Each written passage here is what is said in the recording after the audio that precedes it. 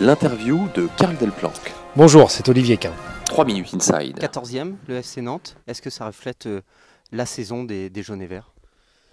Ça reflète en tout cas le niveau qu'a cette équipe. Je pense que beaucoup de gens espéraient mieux parce qu'elle a fait un très bon début de saison, notamment jusqu'à la trêve.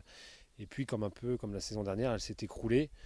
Après, je pense qu'elle manquait de talent pour finir au-delà de la 10e place. Et 14e, finalement, ça reflète un petit peu le niveau de cette équipe. Et je pense qu'elle est à sa place. On a le sentiment que le FC Nantes a fonctionné par cycle. Comme la saison dernière, elle démarre toujours très fort, elle fait une très bonne première partie de saison parce que physiquement elle est au top, mentalement elle est au top, et puis elle commence à s'effriter un petit peu à partir de la reprise.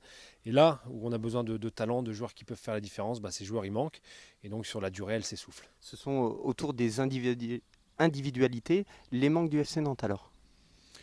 Oui, parce que collectivement, quand elle est au top, quand tous les joueurs sont au top, elle est capable de faire des choses extraordinaires, mais ensemble. Et quand elle est moins bien, il n'y a aucun joueur qui tire son épingle du jeu, aucun joueur qui peut décanter une situation sur un exploit personnel, sur un but, sur un coup franc, ou peu importe. Et c'est ce qui manque. Et voilà, alors elle a des joueurs, on va dire, moyens plus de Ligue 1, et ça ne lui permet pas d'aller dans la première partie de tableau. Beaucoup de départs a priori, sûrement pas mal d'arrivées. Quelques conseils au niveau du recrutement? Déjà, c'est un groupe qui est arrivé en fin de cycle et c'est pas étonnant que les joueurs veuillent partir. Certains ne sont pas conservés malheureusement.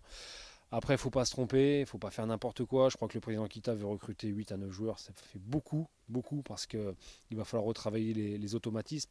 Après, ce qui manque, on sait très bien, ce sont des buteurs et des joueurs capables de mettre le dernier ballon, la dernière passe, la passe décisive comme on dit. Donc voilà, c'est un grand chantier qui attend le FC Nantes. L'avantage qu'il aura l'année prochaine, c'est qu'il n'y aura que 2 descentes et que ça peut quand même les préserver d'une mauvaise surprise. Merci beaucoup Olivier Quint.